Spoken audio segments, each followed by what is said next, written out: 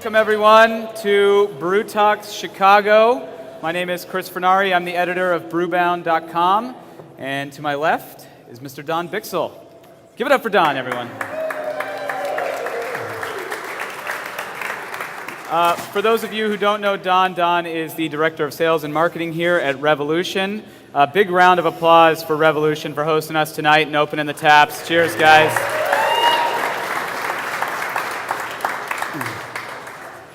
So what is Brew Talks? You're live, you're in it. We're streaming across the web right now, and we travel around the country hosting these meetups. Usually we have about 100 or so people, I think probably about 100 or so right now. We take it around to about 9 or 10 cities every year. We raise money for a local nonprofit organization, and we stay in Airbnbs because we're pinching pennies, right? And you know a little bit about pinching pennies from your time at Dogfish Head. When there was, we were nearing 100,000 barrels and there were 6 of us in sales, so. And what's it like at Revolution? I don't think we're pinching as many pennies. Oh, yeah? So, I think that we've got a strong commitment from our ownership group and our investors, and we're going for it right now. Awesome. So, one of the reasons I wanted to kick tonight off here with Don is just to not only catch up on the Revolution business and just kind of get an update on where you guys are at, sort of, approaching the midway point of the year, but also to talk about a few sort of, top of mind issues. One sort of, how you guys are managing this, what appears to be, pedal to the metal growth. And then, maybe some of your takeaways on CBC and what you noticed from that show. It was the largest ever, over 11,000 people. And then, we'll just kind of, I'll fire some rapid questions at you, and we'll see how you respond. How about that? Sounds good. All right. So, we'll kind of start with Revolution. Where are you guys at today? What are you guys forecasting for the remainder of the year in terms of sales, production? How are things going? Things are great. We're still at the point where absolutely every drop of everything that we're making is going into the market. I had a great time giving a tour yesterday to one of our distributors from Cavalier in Ohio, and it's always fun to show them our new walk-in cooler. One of our pinch points here in our incredible growth has been our cooler that we thought would last us 5 or 10 years, and we outgrew it in 2. You walk them into the big new walk-in cooler, and there's absolutely no beer in it. So it's a lot of fun to be selling all the beer as quickly as we make it. Right. As far as our growth, we're selling it as fast as our brewers can make it. We're running at full capacity, and we're anticipating a pretty large expansion happening in late summer, early fall. And so our year-end number probably is based off of that. But I think conservatively, we're looking at about 70,000 barrels, and optimistically from the sales side of things, I'd like to see us closer to 80. And it just all depends on how quickly things get installed and we get up and running. And just for context's sake, what were you guys at the end of last year? Last year we finished just over 50,000 barrels. Okay. So in our second full year, so it's been quite a ride. It's happened very quickly. It's a quick ramp. Now you guys certainly had the benefit of having a little bit of an established brand through the brew pub before you jumped full into the production side of things. But what's that process been like, going after things so aggressively as you guys have? Well, having a strong base behind us. I mean, everything is always built on a base. You look at Goose Island and what they did. Their base was fully built off of having this strong backbone of their brew pub. And we have been very lucky to have had that as the focal point for us. People experience us there first. I think that now we're moving forward towards something that's a little bit different, where some people in the outlying suburbs and in Ohio are experiencing us without that. But I think that everything is built off of the brew pub and built off of people's experiences there. As far as getting used to things, I don't know if you ever do. We've gotten to the point that we are finally starting to ramp up and hire talent. People that have been in the industry a long time, people that are real production managers, as opposed to people that are doing that job because we need somebody to do the job. Our controller said something great a few weeks ago, and it sticks with me every day. Said something along the lines that it's great to finally have somebody that's trained in HR doing HR. So it's pretty exciting to be adding bodies and getting some true industry veterans into our house. Sure. So as you guys do that, though, I think about internally kind of how the company functions and a little bit about your culture. Obviously, that's a huge part of the brewery business. You guys have grown tremendously in such a short period of time, added a ton of new people in the process, shot a movie here. Talk about the culture aspect of things and how you guys have been able to maintain sort of that Revolution identity that you guys have. I think the culture's ever evolving here at Revolution. I mean, things are moving so fast, we try to put our finger on it. I mean, we talked once just recently about a mission statement, and I think that Josh Deeth, our owner's line was, we don't need a mission statement. We're moving so fast that it's changing over time and changing so quickly. But I think culture is top down, and culture is derived fully from Josh and his wife Krista, the owners of our company. It's derived from our investor group that is in here drinking in and often, but more than anything, our culture comes from Jim Seaback. I mean, Jim Seaback's our brewmaster, most important person in the building, and I think that our culture stems from Josh and Jim. Right. So you talked about sort of that top down and alluded to some of your investors. What's that process been like, having the resources behind you to go out and accomplish the things that you have? I think it's very comfortable. It's comfortable having an ownership group that is, or an owner that is very committed to reinvesting in the company. It's allowing us to continually double down, buy some of the best equipment in the industry, and give us the opportunity to expand it at this rapid clip. I mean, I think that top down is probably not the right word from us, because I think that to kind of finish this off, if I really think about it, one of our mainstay beers is called Bottom Up Wit. So I think that if anything, our company is top down, bottom up, and we meet somewhere in the middle. Right. So speaking about some of your brands, what are some of your best performing SKUs right now, and what's kind of I guess carrying the load in a way? I just love the fact that you didn't use the word flagship. I think for us, I mean, obviously it's Anti-Hero. Anti-Hero's our horse.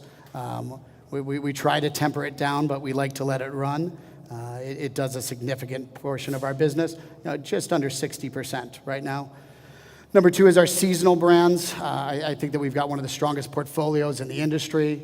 We've got a seasonal brand in our spring seasonal, which is a little crazy, that features Maddie Kemp, our brewer, on it. It does a great job. We launched it earlier this year. It runs December all the way through, maybe a little bit into May or June. And then Rosa follows that, Oktoberfest, and then Fistmas. But we have a new brand. We've got a new beer that we just launched. We launched Fist City. I really think that could become our number one. Really? But we'll have to wait and see another year till we get some capacity. What's Fist City all about? Fist City is a Chicago Pale Ale. It's brewed with all C hops. It's a 5.5% Chicago Pale, which basically means it's a pale ale brewed in Chicago. It's a very drinkable ale, crushable, I think I like to say, when in bad salesmen speak. I don't think we're going to go out and call it sessionable, but it's definitely probably the most sessionable of our beers that's available right now in a can as far as every day. Is there any particular reason why you've sort of opted not to jump on that session buzzword or that trend when it seems to be quite popular right now? And I think it's one of those things that's pretty hard to follow up a beer called Unsessionable with a sessionable beer. So I think Unsessionable was our first kind of making fun of ourselves in the industry a little bit, and I think to follow that up with a sessionable probably would have been not the right course. We got a press release from Jeremy over at Schmaltz today, and they're making a session double IPA. So I don't know if it means anything, depending upon who you ask. A right? 9% session. That's great. Yeah, exactly. It's a quick session. Well, so you talked to you said thank you for not using the word flagship, but clearly there's one brand in particular that is doing a lot of the work. There was a talk at CBC about maintaining flagship brands. Why is it important for you guys to have such a strong workhorse kind of leading the pack? I don't necessarily think it's important. Jim Seebeck and I have had many conversations about this, and you look at Three Floyds for an example, and you look at what's happening with Firestone Walker now. You look at what happened with Goose Island. To place all the onus on a flagship, I don't think that that's who we are. I think that it's been very comfortable having a brand like that sells very well right out of the gate. But I think that we haven't discovered what our number one is yet, and we may never. I think that having the talents of our brew staff, just like Three Floyds has incredible brewers, and Firestone Walker does as well, the folks at Goose Island as well, you've got brands that could be their number one, 1, 2, 3 years, and then switch into something else after that. Do you think that is sort of where the category is headed? We see lots of brands now that really either haven't identified their flagship, or they're making a conscious decision, not to have, one marquee brand that carries the load. A conscious decision. It's not from us a conscious decision. I think it's probably a mistake for a brewery not to identify one to be what they're leading into. We are such a chain-driven market here in the Chicagoland market, and when you move into other states, the thing that I hear over and over again is the fact that chain buyers, tell you that we're not brand builders anymore. There's too many SKUs out there, so if you don't identify what number 1, 2, and 3 are, they're not going to identify it for you. So I think that we have to identify something. That something may have to change over time, and it's a question of being flexible enough to realize that you've got 2 opportunities to change that. Right. You can change it in the spring or change it in the fall. Right.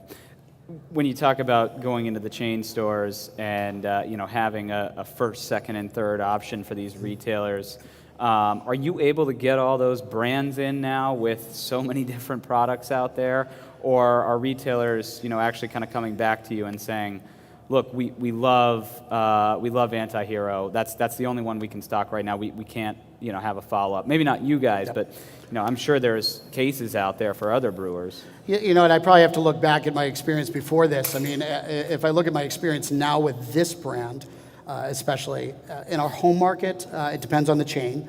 Some chains are deeply committed to craft and deeply committed to giving us a full shelf, hopefully in the cooler. That's one of the reasons why Fifth City was created, to have a 5th brand year-round that we'd have to be able to fill out that shelf. But as we move farther afield and move into Ohio, that's really where the pushback becomes most evident.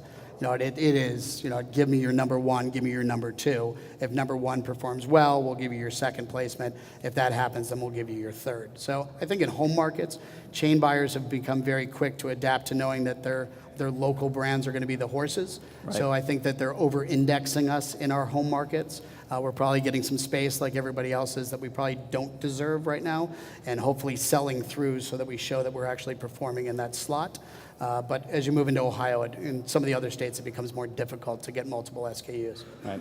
A little bit later, we're going to talk about sort of the importance of being small, the importance of being local, and just kind of what that means now. But you really put sort of it into a real picture that here in Chicago, you can get 5 spots on the shelf because you are local.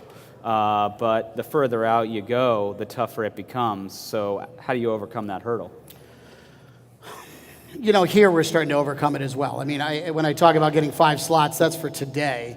When you've got breweries opening up every single day here in Chicago, and Justin Maynard, the president of our Brewers Guild, is here, and Justin, I don't see you, but I think that there's 50 breweries that are going to be here in Chicago by the end of the year. Wow. I think that that's the right number, right, within Chicago proper. So we will lose a couple of those placements.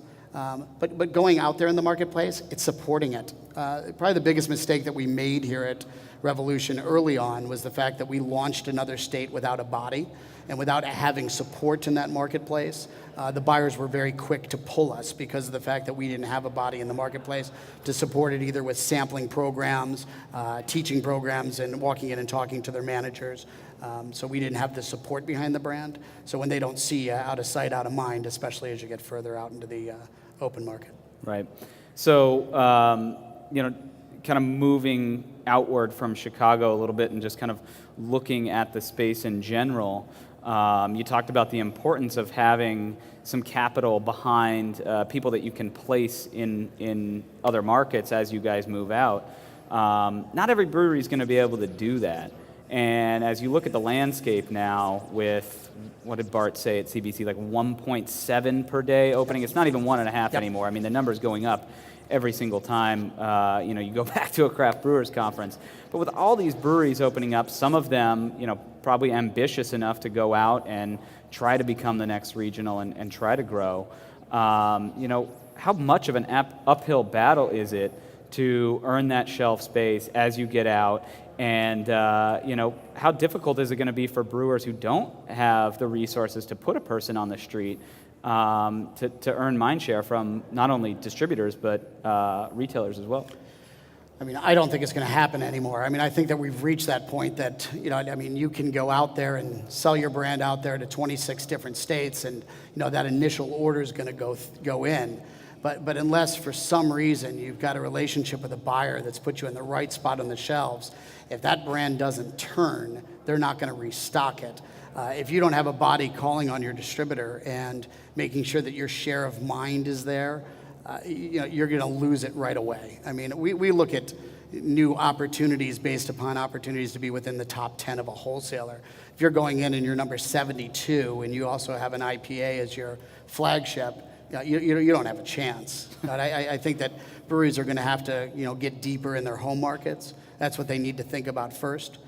There's a lot of old beer out there in the marketplace. I mean, when we go out there and explore new markets and and check out new opportunities, the first thing we do is check code dates. And what you see is some of these brewers, whether they be from here or elsewhere, have very old code dates in markets where they don't have representation or not a plan with either their retailers or their distributors before they launch. They're just handing over their brands, and some of these brands are never going to get another opportunity again. So how are you guys going to get that pull off the shelf from customers that might not be familiar with Revolution as you start to expand? We're at the process right now that we're finally starting to expand our marketing department. We've had a marketing department of one, added a second, very taxing on the two people that are running the marketing for us. I think we're going to get a little deeper there. We're going to get a little deeper into analytics and make sure that we're going into the right markets with the right distributors that don't have an IPA to launch with, that might not have a wit or a strong seasonal portfolio. And then we're going to put a body in the marketplace and make sure that the chains are committed to us before we enter the marketplace. We're going to make sure that we've got opportunities to actually sell our products right away, either on-premise and or on off-premise, and be able to support it. We will not open up another marketplace again without adding support from the brewery. Or a distributor that doesn't have an IPA to launch with? Or a distributor at this point, every distributor has too many IPAs, right? You'd actually be surprised. I've been a little surprised when you go out there and you go into some of the marketplaces that are dominated by a strong AB wholesaler or a strong Miller wholesaler. And over the years, people haven't done their homework, and everybody's gone with the same, shiny ring. And so there are a lot of wholesale opportunities, distributor opportunities out there where they might not have something that will fit in and fit with their portfolio. So what's been your guys' strategy, leading up to this point? Without giving away the entire playbook here, Don. Our strategy. I'm trying hard not to look at our owner right now. Our strategy is to kind of keep ourselves in check. I mean, we get phone calls every day. I mean, we've got opportunities. There's a distributor here as well that came to talk to us, and there's a lot of opportunities. I think it's to make sure that we're moving at the right pace for Revolution, and making sure that we've got the beer to support a marketplace, and doing a lot of homework. And I've been on a homework assignment now for the last 6 months, looking into distributors and looking into opportunities and doing our homework. And I know distributors are doing theirs on us. And we want to make sure it's a match, because in some of these states, as we all know, you're married for life. So we want to make sure that we make the right choices. And the right pace for you guys is close to 80,000 barrels after 3 years? Yeah, that's the right pace. That's the right pace. And I always say this, and I'm going to say it here as well. everybody gets so amazed by this incredible growth, but let's remember how many people live in Chicagoland. I mean, Josh built this amazing canning line that can pump out cans. We're running at 300. It can do 600 cans a minute. And, there's an opportunity for a 6-pack canned beer. And Josh had the vision to go and grab it. There was an opportunity for us to go out there with a complete portfolio built by Jim Seaback and our amazing brewers of approachable beers. And the opportunity was there. We are all Goose Island trained. Our handbook is their handbook. I mean, we all come from Chicago. We all come from John and Greg Hall. And you know what I mean? We're just making approachable beers for the every man, every woman in our marketplace. So we just have a lot of people that live here in Chicago, and there were no other breweries that had the scale that we did at the time. Right. So, touching on Chicago a little bit, obviously there's been some pretty dramatic developments here in the beer landscape over the last, 2.5 years or so. You have some new market entries, obviously, from some bigger national players or, soon-to-be national players in Deschutes and Oscar Blues. Lagunitas rolled into town and built a massive production facility. You had some distributor shakeups with Reyes acquiring Windy City. Yusuf Jackson sold River North to the Hand family, which also snatched up a little bit of City.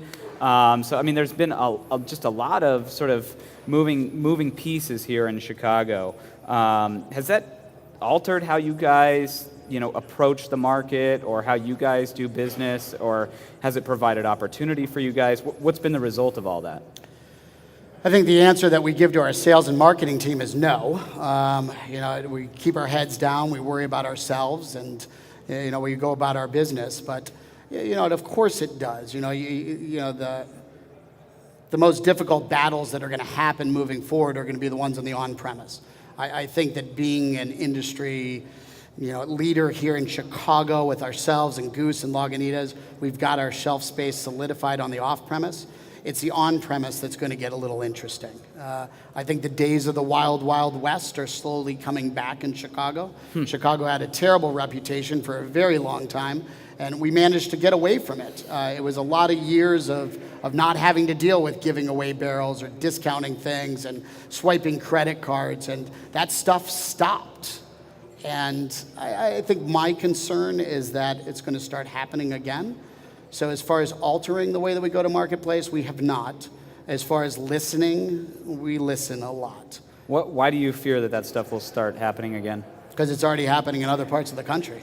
I mean, you see what's happening. I mean, it's quietly coming to the forefront, but I mean, there's some things happening that I think really jeopardize craft beer as a whole. You get to the point where you've got craft breweries that can get a certain price for their half barrels, and in some markets you've got other craft breweries that are trying to get shelf space and trying to get tap space, and once you lower price, it's very hard to come back up again. Right. So, and I think a lot of these smaller craft brewers are going to have a very tough time competing in a model like that if that actually happens. A price war will not be good for craft beer. So is most of this happening from the larger brewers, or we're seeing a little bit of it in Boston, obviously. Yeah, I think we all read about it. Yeah, I mean, I think end of last year, Dan Paquette from Pretty Things called out the whole pay-to-play thing, and that woke people up to what was happening. But the interesting part about that was that it was not who you might expect. It wasn't Anheuser-Busch or Miller Coors or some of the big players that for years have either been participating in that or had the finger pointed at them for participating in it. It was the smaller brewers. Yep. So is that starting to happen here in Chicago? Are you noticing it from some of these smaller players that are just fighting for anything they can get? We haven't seen it yet from the smaller brewers, and I think the one good thing that's happened here is the fact that the smaller brewers have they've had a lot of opportunity to learn from the marketplace, and a lot of them have tap rooms, so they're more reliant on their profitability happening from their tap rooms. As far as if it is happening in the marketplace, yeah, it's happening, and it's happening at the distributor level, and it's happening at the supplier level. It's just slowly seeping our way in, and it's people are getting a little desperate to make sure that they can get share of mind and the tap handles, and there's only a limited amount of them. You can't have 50 craft breweries in Chicago with bars that only have 12 draft handles. At some point in time, there's got to be a way to win. Right, but increasing the number of draft handles in that bar isn't going to solve it either. No, it's just going to water everything down. Right. I mean, we've held the line. We're not going to give anything away. We're not going to do it. We're not going to play down that road. And if we give up some placements because of it, so be it. You know what I mean? There's an awful lot of bar owners now that fully understand the profitability of craft. They fully see how much money that can be made off of selling a craft product versus a macro product. So we're going to hold the line, and we're not going to play in that play box. But as you guys get bigger, I mean, the pressures must get tougher, right? More money, more problems, right? You know what? I mean, at some point in time, you just kind of slow things down, and we don't brew 7 days a week, maybe. I'm not sure. I'm not the one to answer that question. I don't see that problem yet. So. Right. So, I promised everyone that we'd talk a little bit about CBC and just some of your takeaways. Yep. Over 11,000 people there this year. What was your biggest takeaway from seeing so many new faces walking around the show? I think the most amazing thing for me was the amount of foreign visitors. I mean, I think that was the thing that was most impressive for me, was the amount of people that came that were very interested in craft beer. The Canadian contingency was amazing. The amount of people that they had. I must have met a dozen people that wanted to bring our beer to Canada, and from some countries I've never heard of. So a lot of opportunities there, and I saw a lot of opportunities on all of the brewing equipment as well that was coming from foreign countries as well, countries that didn't make brewing equipment just a couple of years ago. I think the one thing that I saw is saw that there was more women in craft. I think that's good to finally see. I think that we've got an opportunity to have more diversity in our industry, not just by having more women in the industry, but by having a more diverse-looking crowd. And so I'm kind of seeing a little bit more of that as well. But I think the biggest takeaway was the amount of retailers that were there. I think that's been the big change over the last 10 years, is seeing the amount of retailers that are actually now coming to this conference, and ones that are very influential in their area. Maybe it's just the circles I run in, but I saw a lot of bankers there too. Yeah, we saw a lot of. In fact, we saw. I had two over for me. I had a brewery owner from Los Angeles that was in a seat behind me, and she and I were engaged in a conversation. And right after we finished, the gentleman sitting right to her left gave her his business card and offered to talk about buying her brewery. So I believe that our owner Josh had somebody that was sitting right next to him as well. It's like the new distributor business card exchange, like right in the front pocket and walk away, right? It's unbelievable. I mean, I think about 12 years ago I was at Goose. Nobody would pay us any attention at all. Now everybody wants to, everybody wants to buy you. Everybody wants to buy out your brewery. Right. Speaking of buyouts, I mean, there is a lot of money coming into the space. Wait, hang on. I'm not allowed to answer this question. So there's a lot of money coming into the space.